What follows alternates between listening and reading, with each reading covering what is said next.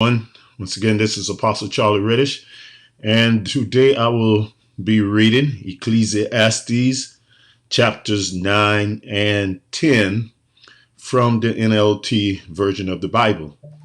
So get ready, let's tune in, invite someone, go to our YouTube channel, subscribe so that you'll be notified anytime that we're getting ready to do anything, whether it be a message or the reading of the word. I'll commence reading at Ecclesiastes chapter 9, and we're also going to read chapter 10. Commencing at chapter 9 and verse 1. This too I carefully explored. Even though the actions of godly and wise people are in God's hands, no one knows whether God will show them favor. The same destiny ultimately awaits everyone, whether righteous or wicked, good or bad, ceremonially clean or unclean, religious or irreligious. Good people receive the same treatment as sinners, and people who make promises to God are treated like people who don't. It seems so wrong that everyone under the sun suffers the same fate. Already twisted by evil, people choose their own mad course, for they have no hope. There's nothing ahead but death anyway. There's hope only for the living. As they say, it's better to be a live dog than a dead lion. The living at least know they will die, but the dead know nothing. They have no further reward, nor are they remembered. Whatever they did in their lifetime, loving, hating, envying, is all long gone. They no longer play a part in anything here on earth. So go ahead, eat your food with joy, drink your wine with a happy heart, for God approves of this. Wear fine clothes with a splash of cologne. Live happily with the woman you love through all the meaningless days of life that God has given you under the sun. The wife God gives you is your reward for all your earthly toil. Whatever you do, do well.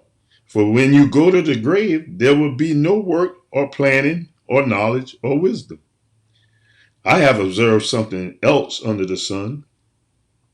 The fastest runner doesn't always win the race, and the strongest warriors doesn't always win the battle. The wise sometimes go hungry, and the skillful are not necessarily wealthy.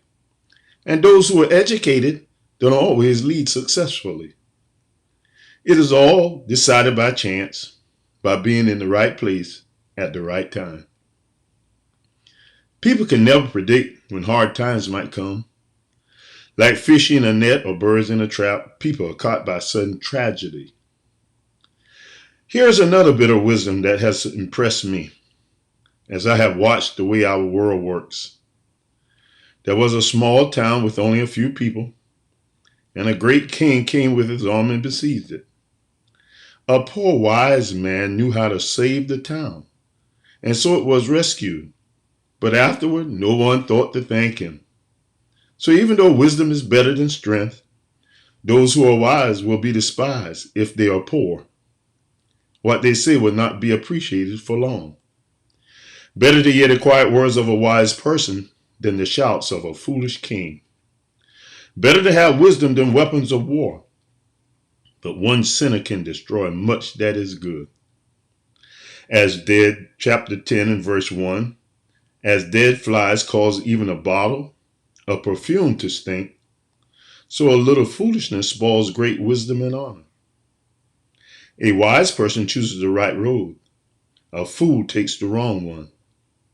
You can identify fools just by the way they walk down the street. If your boss is angry at you, don't quit. A quiet spirit can overcome even great mistakes.